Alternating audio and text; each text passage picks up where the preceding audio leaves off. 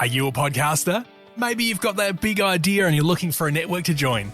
The multi-award-winning Ozcast Network can get your content to eyes and ears all over the world.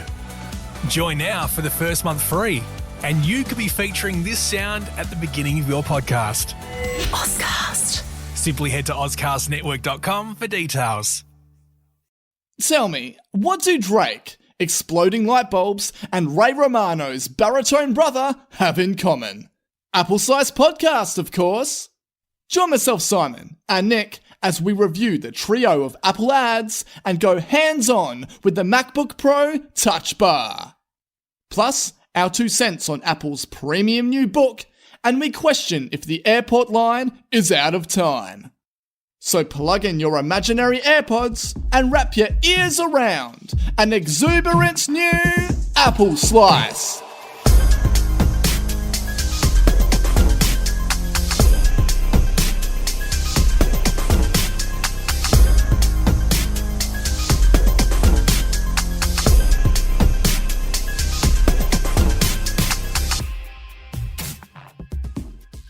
Alright, so Black Friday has been and gone. Did you manage to take advantage of any sales going on? No, not this time. I kind of kept on convincing myself I was going to buy something throughout the day and just never ended up getting anything.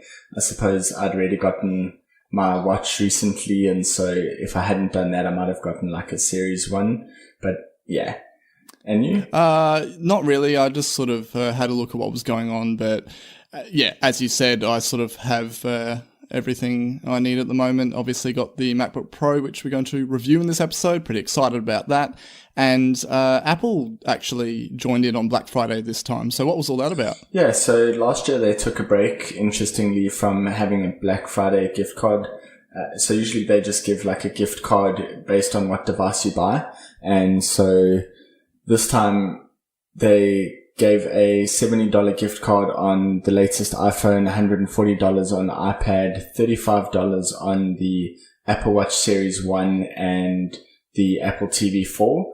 And so, and $200 on any Mac, except for the latest MacBook Pros.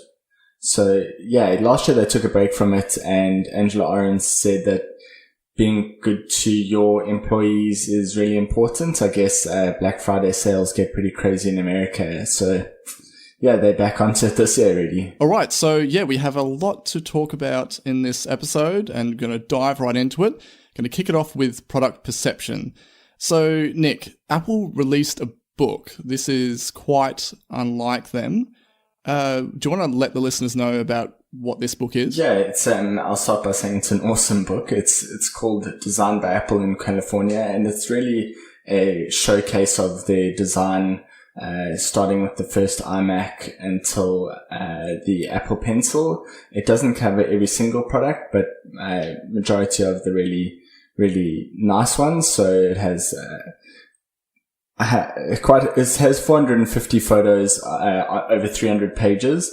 It's in true Apple fashion. It's made on specially milled custom dyed paper with gilded matte silver edges. And when I went and had a look at it, I can't say the matte silver edges are entirely noticeable, but I suppose I didn't have much hands-on time. So yeah, and it's probably one of those things that just doesn't stand out, but just helps with the look and feel. And then they also have custom inks, and that's specifically to deal with, given Apple's famous white products, they use custom inks to be able to print white on white, which was quite interesting. I'd never thought of that problem before.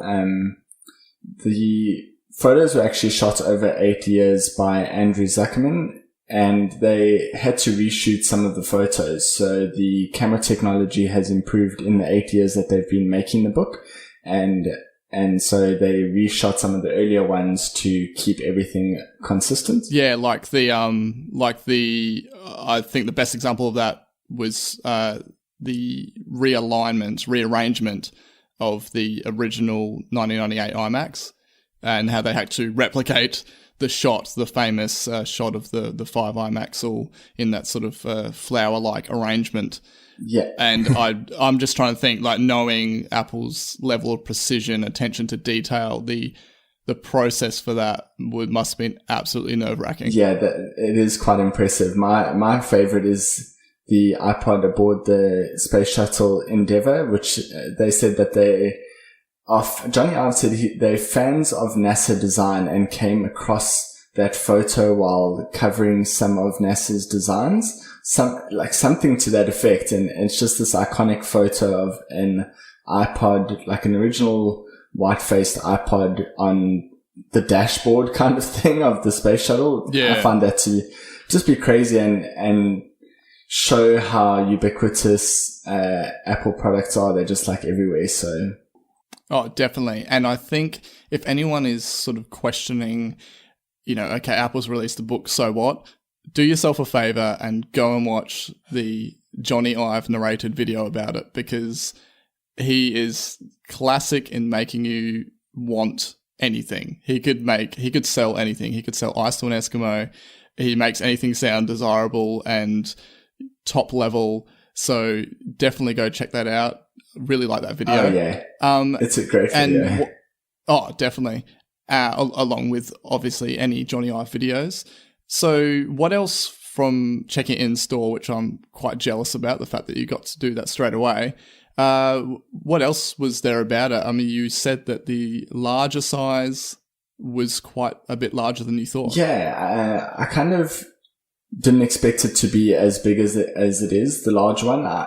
In terms of imagining the sizes, where I pictured the large book to be, it is actually the size of the smaller book. And that one goes for $289. It's 260 by 324 millimeters. And the larger one, I can't really describe how large it is, other than it's larger than you expect it to be. And I can almost guarantee it because it's huge and it's just beautiful. I really enjoyed the in-store experience. I just went and stood in front of the large one and paged through. That one's 330 by 413 millimeters, and it costs $429. So they sit on this custom stand in the store on the Apple Watch try-on table. It's just really cool. They set up at an angle, which I'm sure they poured over what angle it should sit at and how exactly it should look. And it's just really beautiful. So I definitely want one. I want one as a Christmas present from any one of my friends or family. Hint, hint. Yeah, exactly. And so I really like the book. It's pretty cool. One of the other things that came out from this book in the Johnny Ive interview was that they didn't have a store of all their products. They had to go and buy back old products from certain collections or individuals. I found that to be crazy. It really is. I thought, surely if you spent all this time and money, obviously, into every single product line, I mean, surely you'd keep at least a few, or you'd have some sort of their own little museum within Apple or something like that. That was crazy. Can you imagine being the owner of one of these past products and have Apple contact you directly? You could just be like, oh, name your price. You know what I mean? Because they need it. Yeah, and what did they do with them? Because they would have had them there at some point, right? Like, they would have had a final version that comes through from the manufacturers after the prototyping. I just don't know what they would have done with it, that it just isn't there.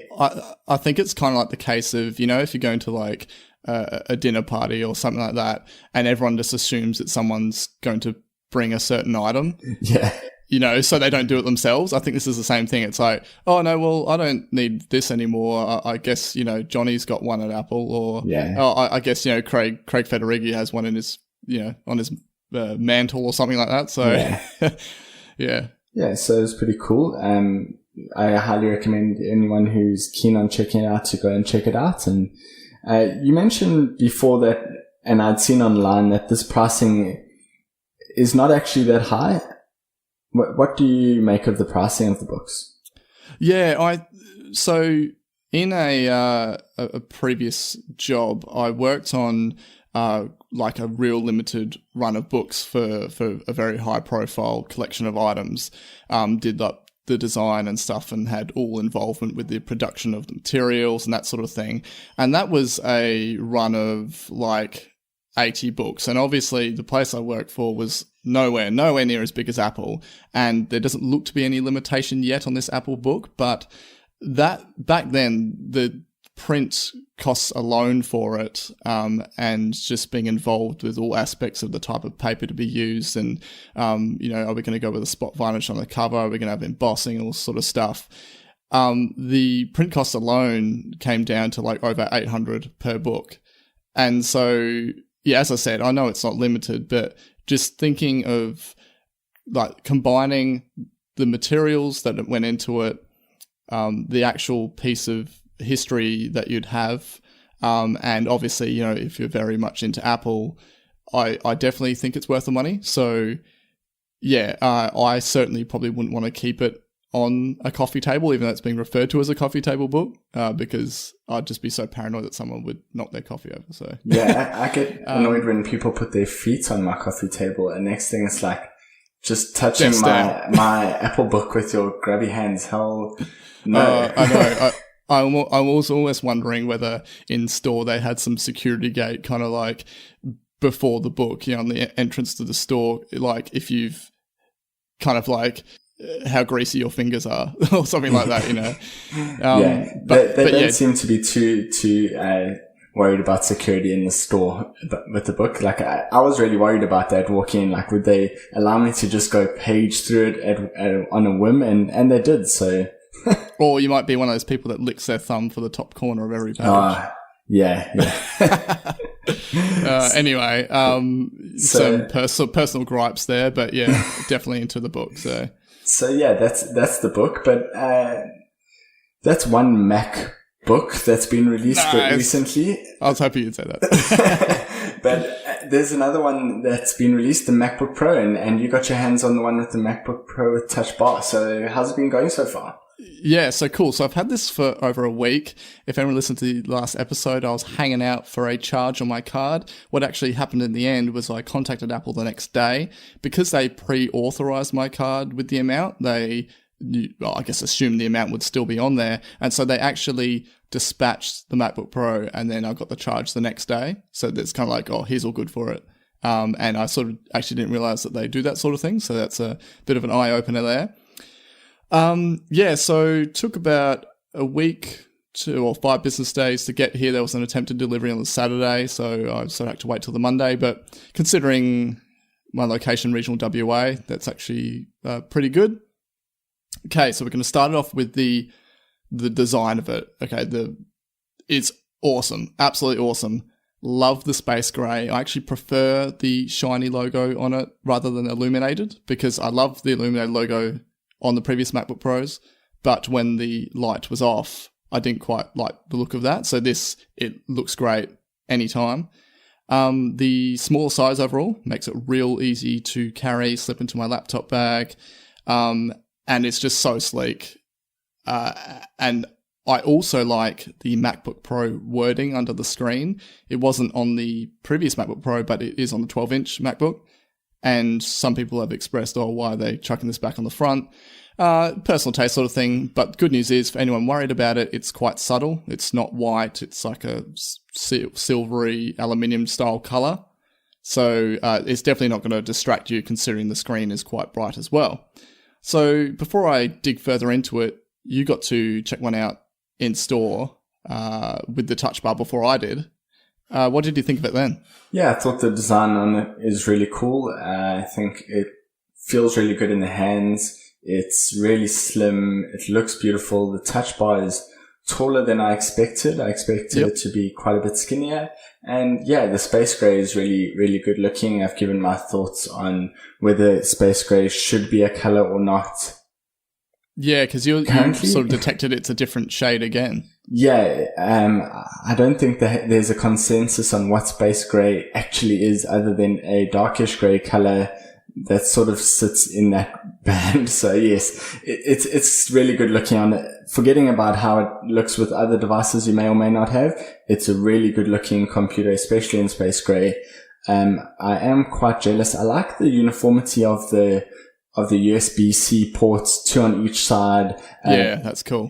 There's not like yeah, this is getting really pedantic on design, but a HDMI port, for example, next to a USB port, and then on the other side having MagSafe, it's not uniform. So this is really beautiful.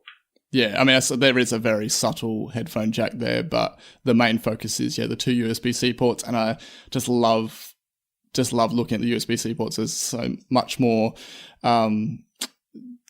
just a neater, smaller looking port compared to seeing USB or HDMI, because you can kind of see the actual internals of the port, whereas this is just really nice and subtle.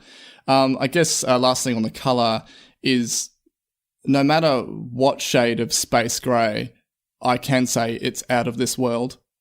Oh. Yep. Anyone that cringes at puns, I'm sorry, but this is how I roll. Okay, so the screen, the color is exceptional. The wide color gamut definitely stands out here. It looks great from all angles, which is a big plus, especially for, if you're trying to show stuff off in a group meeting. It's great for that. Has a bright display. They say the brightest for their MacBooks at 500 nits, but it's not alarmingly bright. They haven't pushed it to the point of being absurd, which is cool. And love the resolution. It's so good that if you open up the Notes app and you look at the subtle paper texture that people may notice, it looks like real paper. That's how absolutely crisp it is, and I just love it. And one of my major factors I look for in screen displays and stuff is how smooth the gradients are. When you start up the MacBook Pro, you get the sort of grey gradiated colour in the background, and it's super smooth. And I hate seeing other monitors in store, whether it's Harvey Norman or whatever, and you can see the separations in a gradient. I think that's horrible, and I love it when it's just how gradient's meant to be. So big plus there. So I've used the keyboard for a bit.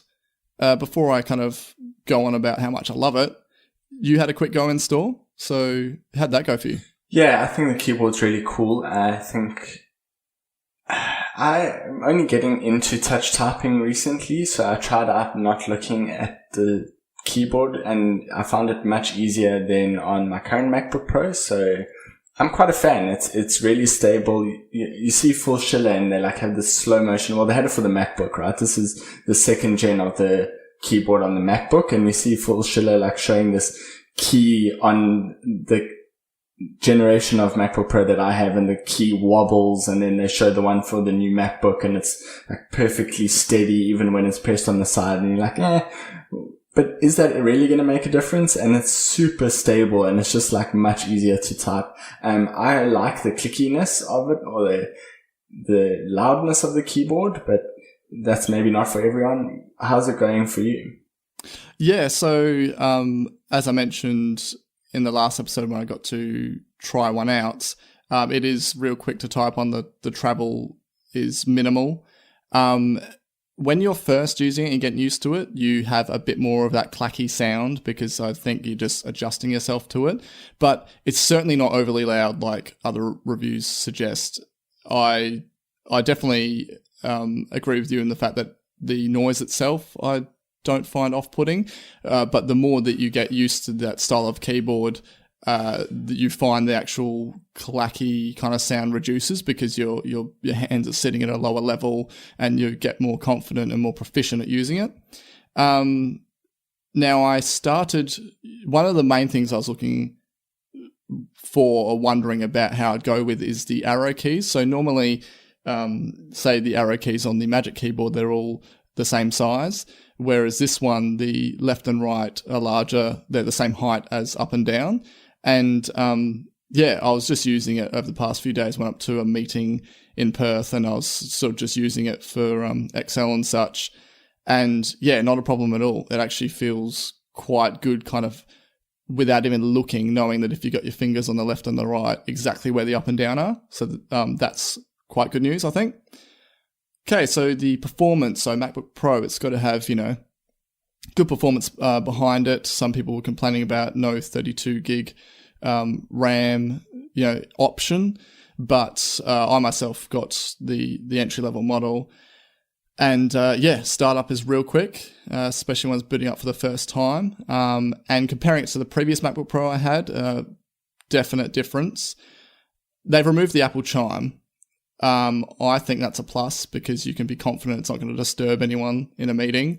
Do you hold any love or any, are you going to miss the Apple Chime? No, back in about 2009, I used a terminal command to kill the chime. Yep, I killed the chime many years ago. So for me, it doesn't really hold much value. The chime was out of time. That's it. So apps launch real quick. One like iMovie, usually, video editing apps in general take a bit longer. They're more resource intensive. But it's still fast, running well. I haven't had any apps crash yet, which is great. There's been some reports of the new Final Cut Pro crashing, but I don't think that's actual hardware. That's more just a software issue. Spotlight's super fast. Love it.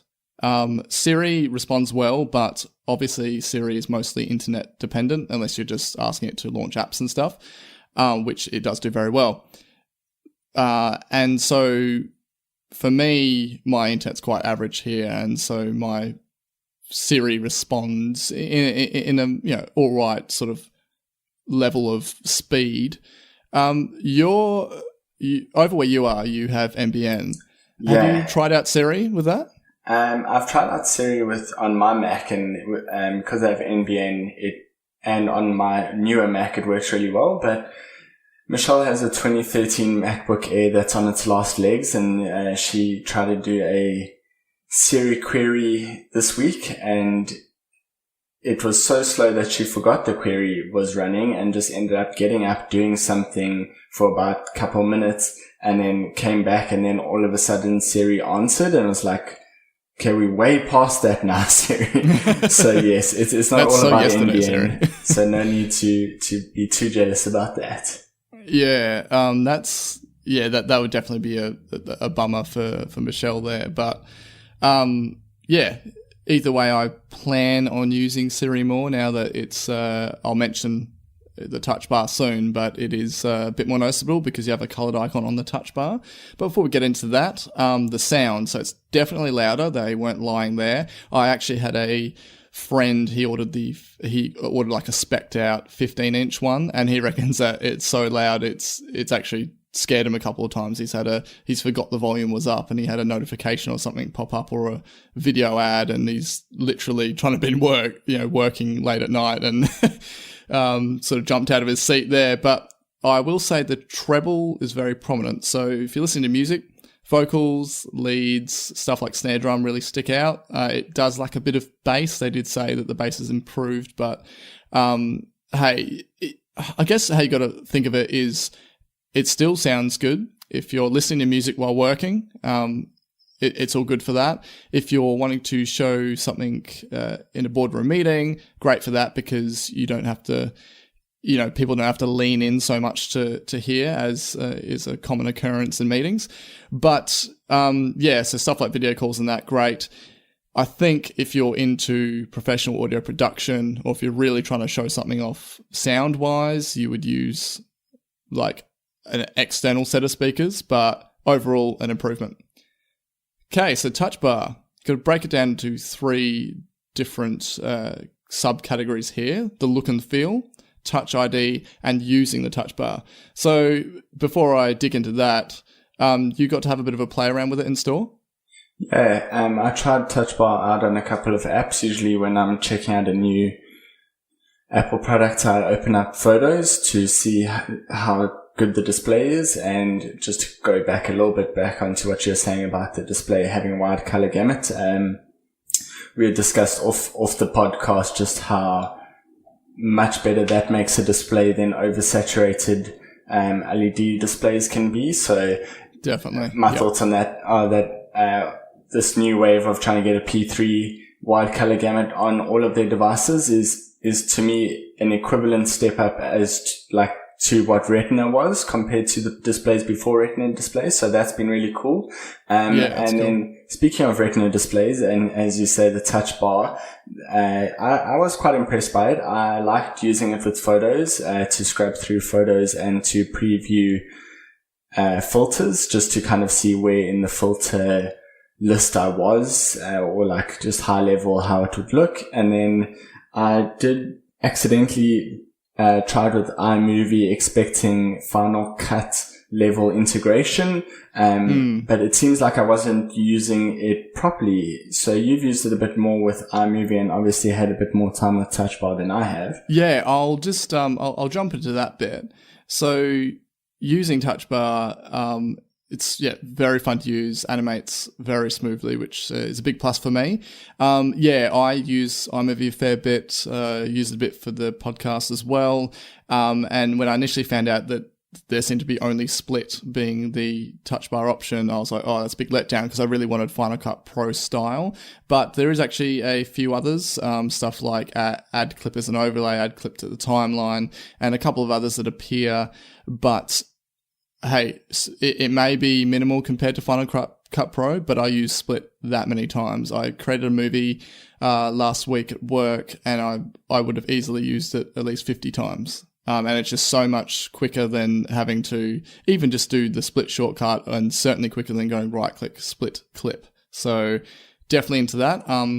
Other common uses, I clear prompts a lot. So stuff like, you go empty trash and it prompts you whether you want to empty trash. It's just right there on the touch bar. Just makes everything that little bit quicker. Screenshot button. That was a big one for me. I customized the default control strip to have a screenshot button. And it's really cool because I thought it would just do a full screen screenshot, but you press the button, it gives you option to select something to screenshot just the activated window or the whole screen, and then gives you the option of where to save it right from within the touch bar. That's really cool. Yeah, that is really cool. Other things like track volume in GarageBand. GarageBand, there's a lot of options for effects, reverb and such, but track volume's a good one. Formatting and notes, that was great. We sort of run off a bit of notes for the podcast as we go through the episode, and yeah, definitely used it there. It's cool just being able to create bullet lists and apply heading styles straight from the touch bar. Scrubbing in QuickTime is great. How the magnified thumbnail looks when you're scrubbing over it is really crisp. Deleting and replying mails, cool. QuickType is handy for me as I sort of semi-touch type, but this is the thing that people have been worried about. They're like, well, if you purely touch type, how are you going to notice touch bar? So I'm not a pure touch typist, so it's not an issue for me. I'd like to find out from anyone that is. I mean, you say that you're sort of getting into touch typing. That certainly is an interesting one. I'd like to hear people's perspective on that. Safari favorites and search. When you open up Safari, it's right there with the favorites icons. And tab switching is cool, but the tab previews, because it's a completely condensed site, it's not quite obvious exactly which is which straight up. I do get why they did it in the sense that when you add a new tab and it hasn't loaded yet, on the touch bar, it's just like grey with with an icon. And then once the site loads, it fills that little tab preview.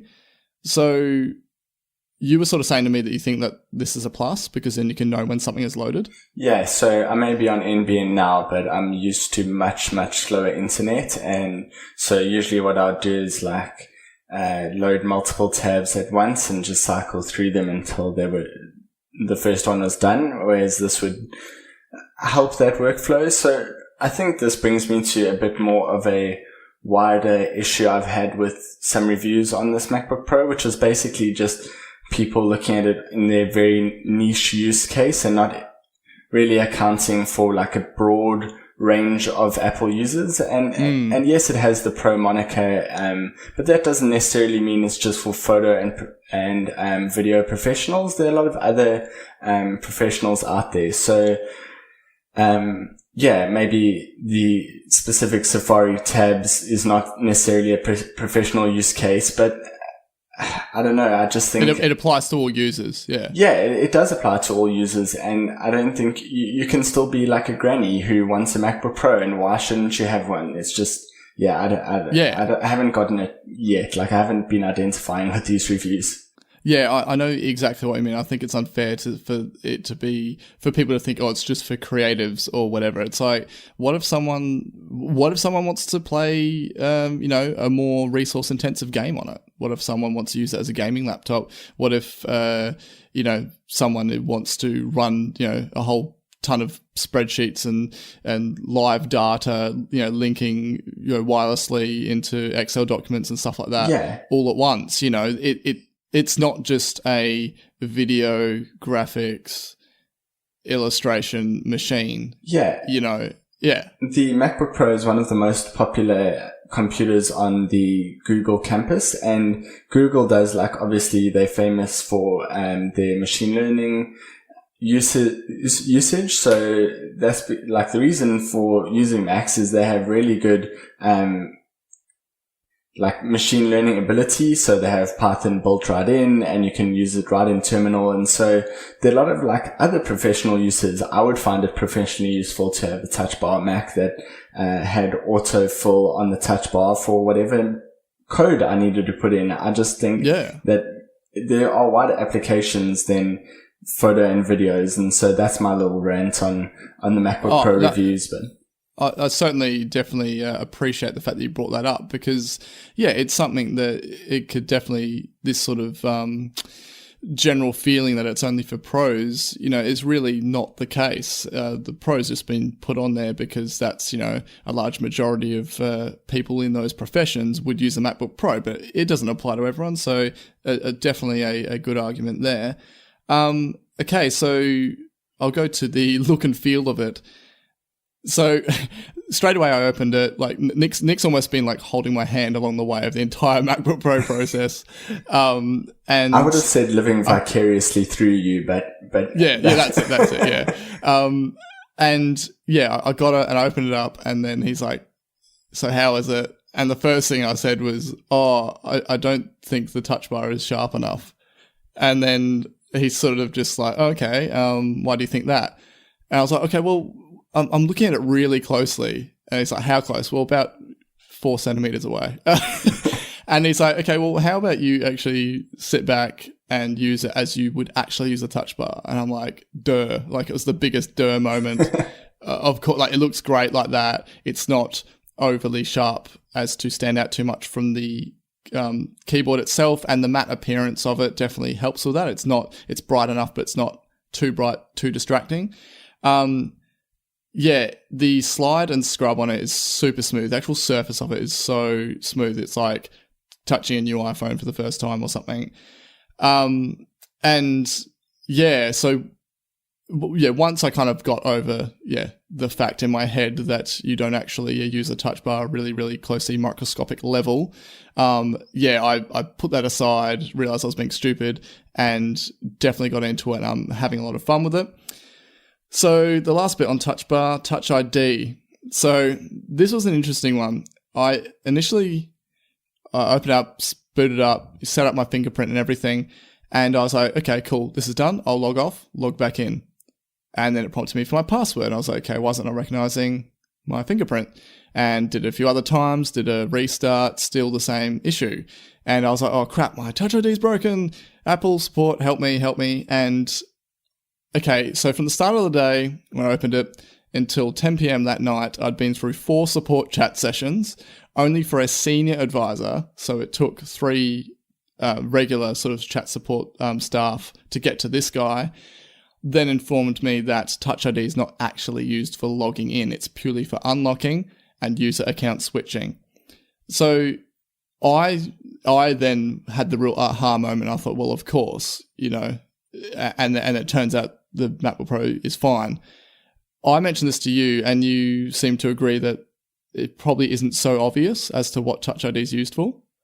Yeah, so I must admit, when you said you can use it for unlocking but not logging in, I had to really think about what the difference would be, and maybe that's only me, but I wouldn't have intuitively said that there's a different use case for when you like actually log off. I get when you're booting up the machine, but I wouldn't have said around like logging off or locking the screen you would have different use cases. So that I found quite interesting. And then I got to thinking about what would happen with user switching. But it seemed like that was fine to switch if it had already been logged into. You just put your finger on, right? Yeah, the user account switch is so fun. I set up a second account with just a password assigned to it. And I like, as you do when you get new things, and especially new tech like Touch Bar, love to show everyone at the office. I was like, hey, check this out. And I was like, pretend I'm, blah, blah, like Ben or something. And it's just like, now Simon comes along and he wants to log in. And I'm then pretending to be Simon. Well, I am Simon. And just rest it on the Touch ID. It prompts to just press it. And then it does the switch super quick. So good. So much better than going log off, log in or anything like that. And that was amazing to me. And so the actual Touch ID itself is the latest gen. And so the actual unlocking speed, I would say, is on par, almost on par with 6S and 7.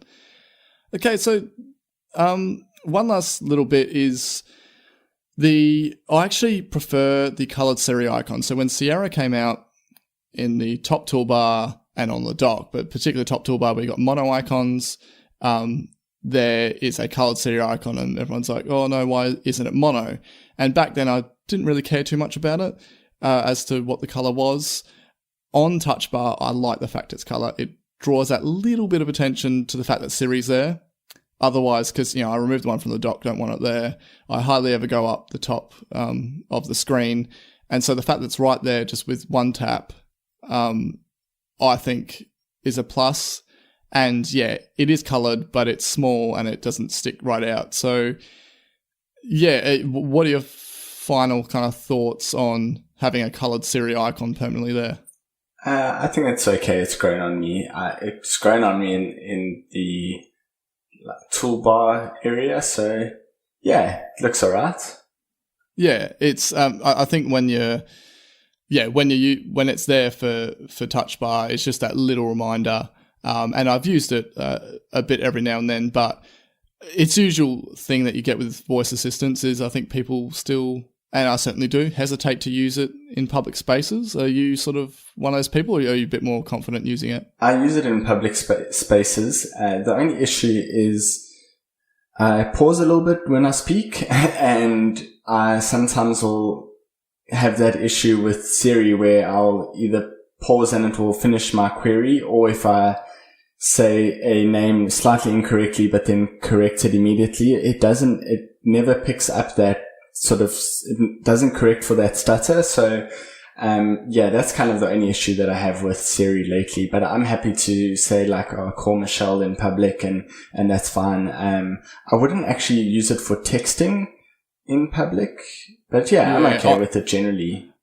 I'm definitely a Siri, iPhone in the car mount, use Siri while you're driving to send messages, make calls. Yeah. Map directions. I definitely use it for that because you're in the confines of your own car. But one last bit, dongle life. We mentioned the dreaded dongle life. Everyone's carrying on as if it's the end of the world. I'm going to have to carry around all these cables. I'm happy to say after over 1 week, I have not experienced the dongle life hate. So, Nick asked me, and it's a non-issue so far. I've got by with wireless network and AirDrop, which works great for file access and transfer. Only just tonight, while we're recording this, my wife said, can I use the MacBook Pro? And she doesn't use trackpad much. I said, I'll set up this mouse for you. I just have this other mouse from work and it's got a USB receiver. And then I went to go plug it in. I was like, oh no, I don't have my adapter yet. So I had to use a trackpad. Yeah. But, Apple, mice and stuff like that are all Bluetooth anyway. So it doesn't matter. This was just one with a little USB receiver. But so that's the first slight little roadblock there. But I ordered a Minix Neo C Mini hub. So it has 2 USB-A ports, the HDMI and a USB-C pass-through. And that goes for around the same price as Apple's multi-port adapter, but it has an extra port and it's color matched to space gray. So that's a bit of a win there. Overall, I expected to love it, and I definitely do. I think it's a bit too early to say whether Touch Bar is essential because I have been using it a fair bit, but the third-party app support is really where it comes in. Photoshop, big program, I use a lot. That's expected to come in December, so really keen for that, and I'm hoping the other Adobe programs follow suit. So if you're not into Touch Bar, or if you've tried it out and you think, okay, I don't really see the advantage in this, hey, the non-Touch Bar option is still a good buy. The performance is there, the aesthetics, Thunderbolt 3, a couple less ports still, but the OS Sierra, it's all still there. Do you think that's sort of a fair recommendation? Yeah, I think the non-touch bar is a great recommendation.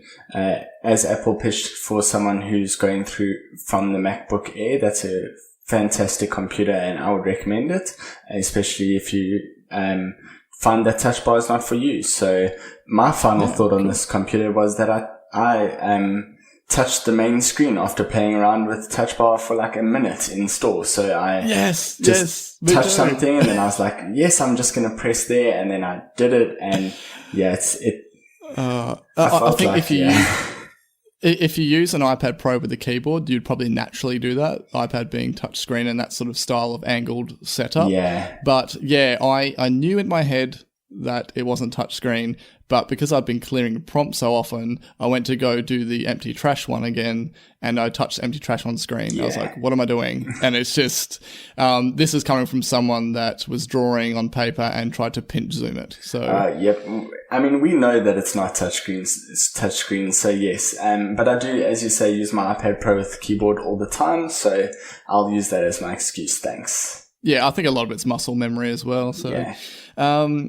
Okay, pick a patent. There's been a patent about Siri with iMessage interjection. So what's this all about? Yeah, I thought this was really cool. So similar to how Google Assistant is in Allo, Siri will basically be a part of your chat. So it will know when it's been addressed. So it's smart enough to know that you're actually talking to Siri and not, for example, about Siri or about something else, and then it like jumps in. So, for example, you could ask Siri how long until your friends in the group chat get there, and it will then only present it to you, an interface on how long they'll take to get there, and not to everyone else. And then another use case was if you had asked, if you told Siri to check when the group was available for lunch, it would give you like options over the next period on when everyone is available, and then you could tick it or like select that option, and then it will present what people have selected. So it's really, really quite handy. I think it'll be pretty cool. Those are just some use cases in the patent. I imagine that having an assistant that you could talk to, like a real assistant, like saying, when are we all free for lunch, book it in the calendar, is pretty cool. What do you think? Yeah, no, I definitely think it's cool. I think the main thing in actual use case would be to see how often it tries to interject. But I kind of think that when you're doing group messages and stuff, and are you free for lunch and that sort of thing, to me anyway, it's not common enough occurrence that I would find Siri jumping in being annoying. So I'm definitely keen to use it. And do you sort of think, I mean, this doesn't seem like really out of the realms of arriving too far in the future. Do you think it'd be an iOS 11 thing? I think if not 11, I'm pretty sure it'll be an iOS 12. I think that it might need a little bit more lead time. Although Siri is getting smarter, I'm hoping that they push some Siri development in the speaker section. So I'm not, I'm hoping that that's where most of Siri's development goes over the next year. Yeah, I really hope they get serious about the speaker. Okay, it's just getting downhill now. So. Okay, well, if you've made it moving this far, so. Oh yeah, well there you go. I think some, especially dads out there, will appreciate it. But okay, just to change it up, we have a new section called Appleverts. This is Apple advertising that you would see recently on web and TV. Now they tend to release a few together at once, particularly in the lead up to either product launches or a certain time of year, this time being Christmas. Now you have three. One for Apple Music, which features Drake, the rapper. One for MacBook Pro, featuring a ton of light bulbs. And one called Frankie's Holiday, featuring Ray Romano's big brother. So everyone knows, everyone he's seen, Everybody Loves Raymond knows the tall guy with the big deep voice, appeared in other, whole other bunch of movies and stuff, such as Voices and Finding Nemo and that. So, yeah, what's the Drake one about? It seems to be kind of like a direct mirror of the Taylor Swift one. So what actually happens in this? Yeah, so in the Taylor Swift one, just to recap about at the beginning of the year, was it? They had a Taylor Swift advert where she listens to Drake and then gets distracted from the awesome music or by the awesome music and then falls off the treadmill. In this one, Drake is gymming with his mate and then kind of like acting all serious and like a guy in the gym, and then his mate leaves and then he like checks that he's gone kind of thing, and then puts on his Taylor Swift and goes to do bench press and then gets distracted by the awesome music and then drops the weight on his chest. So again, following the same thing as you say with like a Taylor Swift mirror of the Taylor Swift one. I kind of found it a bit weird that he waited for his friend to leave before he put on Taylor Swift, and I wonder how Taylor Swift would feel about Drake being embarrassed to listen to music in front of his guy friends. So yeah, but it was an entertaining ad.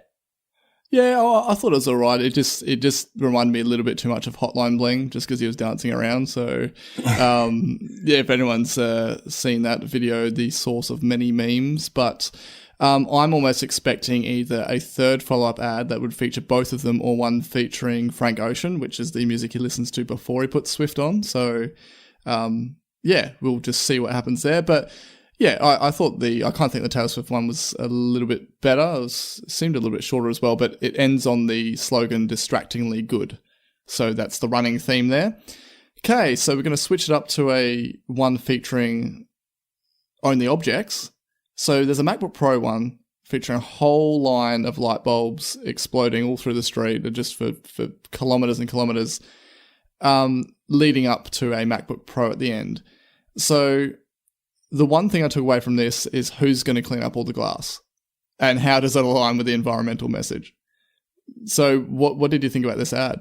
Yeah, I thought it was a cool ad. It looked cool. Stylistically, yeah. Yeah, I'm not sure that it conveyed what I think they wanted to. I was thinking along the lines when they had like other awesome products, I was just thinking, well, these are really awesome products, and I don't know if the MacBook Pro that they have at the end really lives up to what they're expecting. Like, if you're trying to compare it with those products, I mean, we're talking about like, even non-products like the invention of fire and, comparing it to the original iPhone, and leaps forward in technology like that. And, it's an iteration. I don't think it's a leap forward. So I was kind of not on the messaging until they said like a tool for all great ideas to come, which then it made a lot of sense. But that sense only came right at the end of the advert, and I don't even know if people will be reading the text at that point. So yeah, it was like a little message saying this is the key to what's next. Yeah. So that part of it made sense, but yeah, the whole thing I was just thinking of that during the keynotes, Apple always, they pull out a bit saying, okay, this product that, we're showing you now ticks all these environmentally friendly boxes. and it's just the fact that it was the old style of light bulbs too. Maybe which look cool, but maybe they were signaling they got rid of them, but, yes, yeah. That's so cool. I kind of think of everything, on Apple's website and in videos like photoshopped. So I didn't really think about the environmental thing, because I'm just like, well, that's just a video effect that they've got going on. So, yeah, that's true. Yeah. That's true. And there was a final one. So this is leading up to Christmas. This is the one featuring, I really should just look up his name rather than calling him Ray Romano's brother. But so it turns out he is Frankenstein, and he's kind of like on the outer of the town or whatever, and he's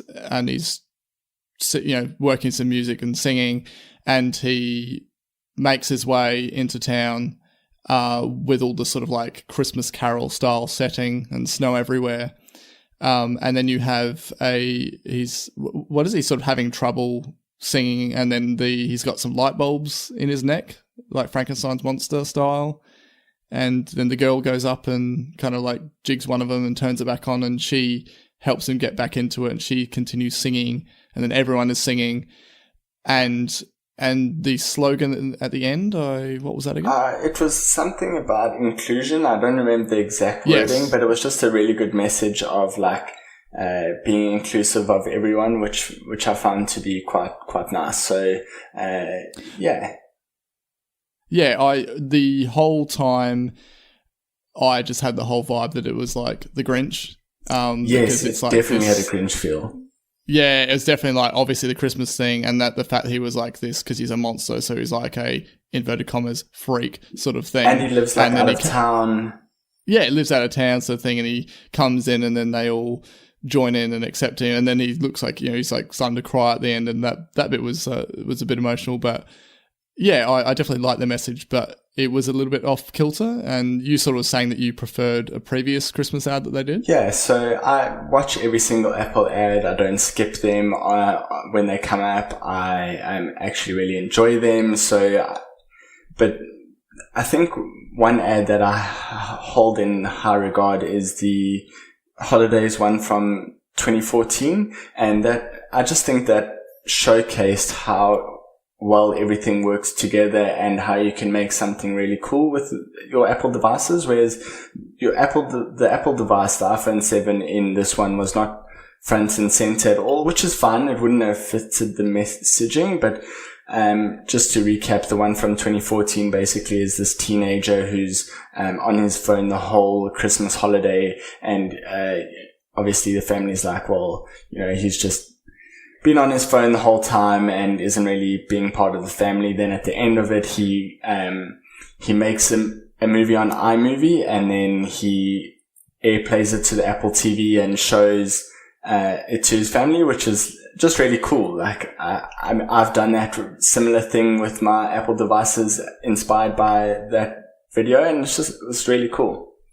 Cool. Hopefully everyone prior to that moment of presentation wasn't thinking, oh, Nic's a unsocial little so-and-so. Yeah, I was very clear, like, I'm videoing you now so that we can make a video. I'm recreating the advert.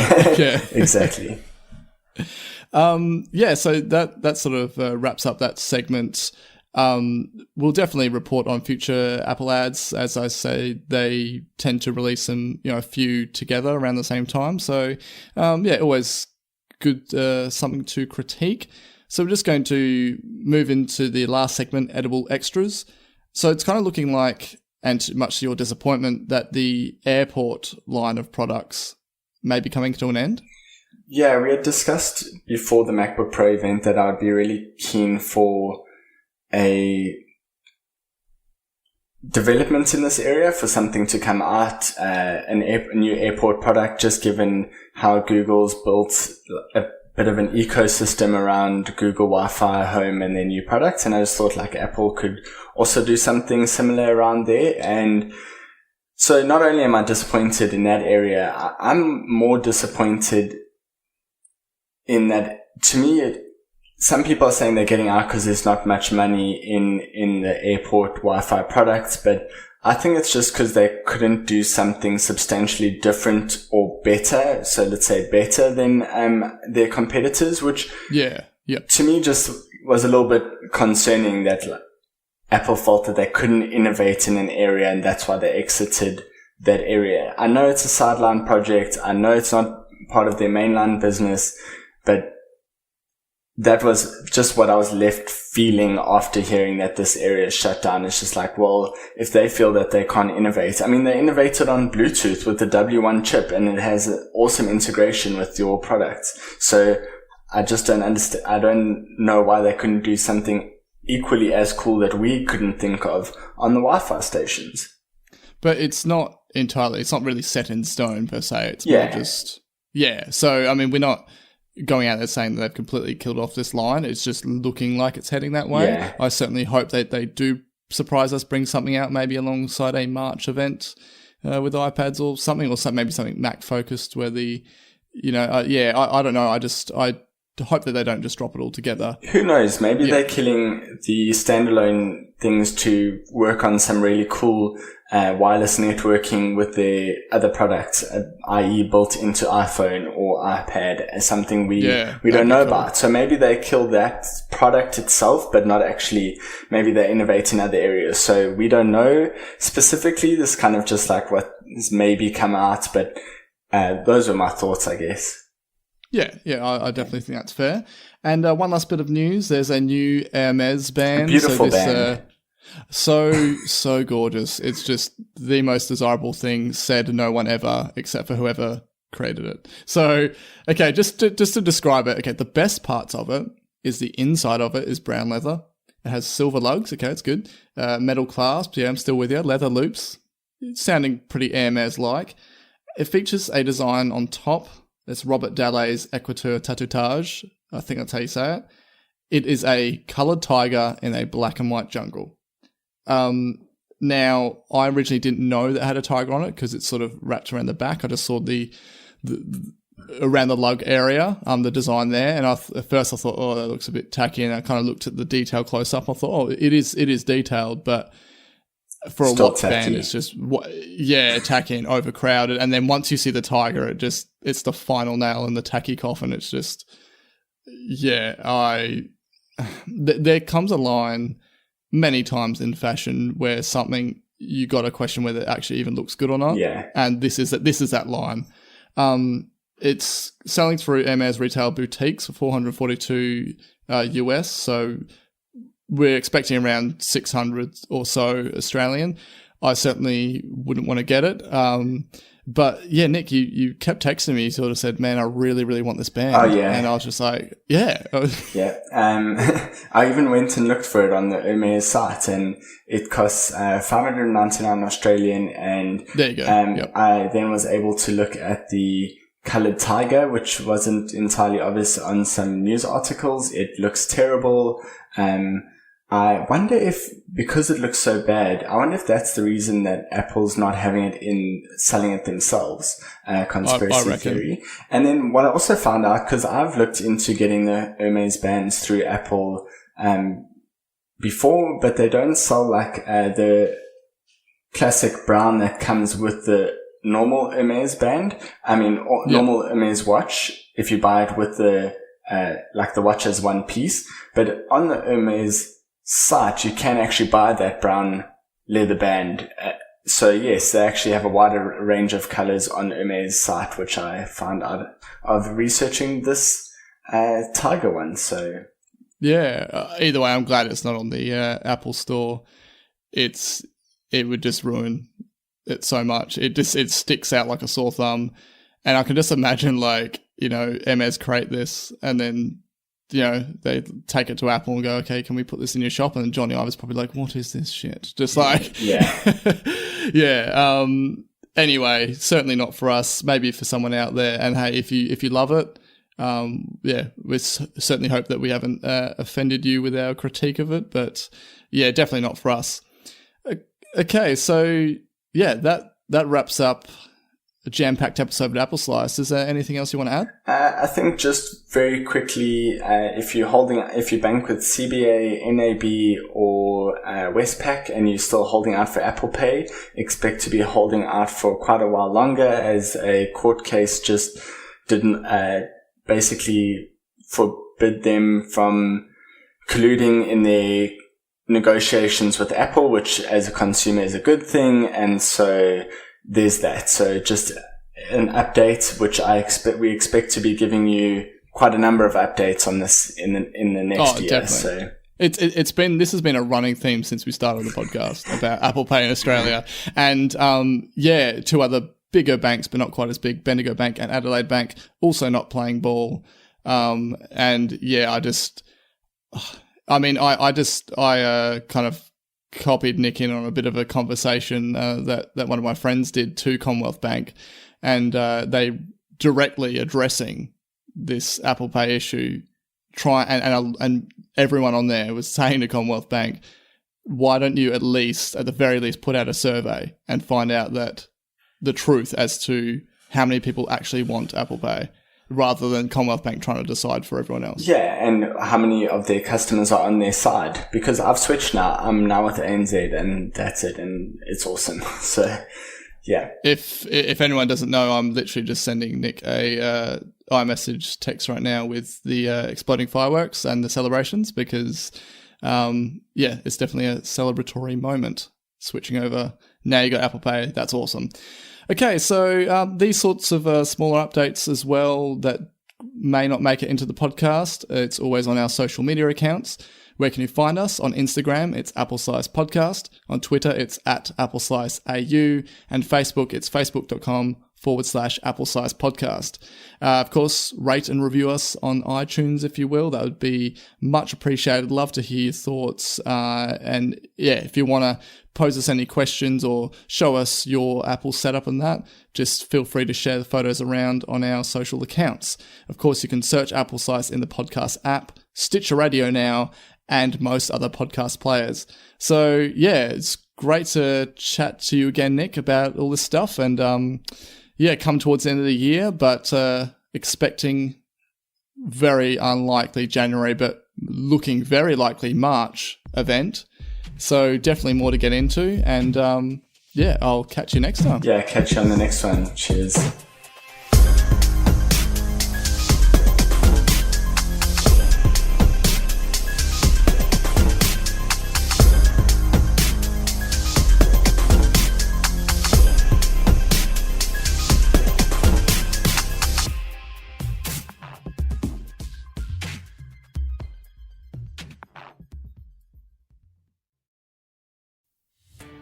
Are you a podcaster? Maybe you've got that big idea and you're looking for a network to join. The multi-award-winning Ozcast network can get your content to eyes and ears all over the world.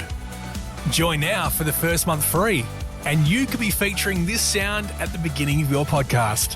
Ozcast. Simply head to ozcastnetwork.com for details.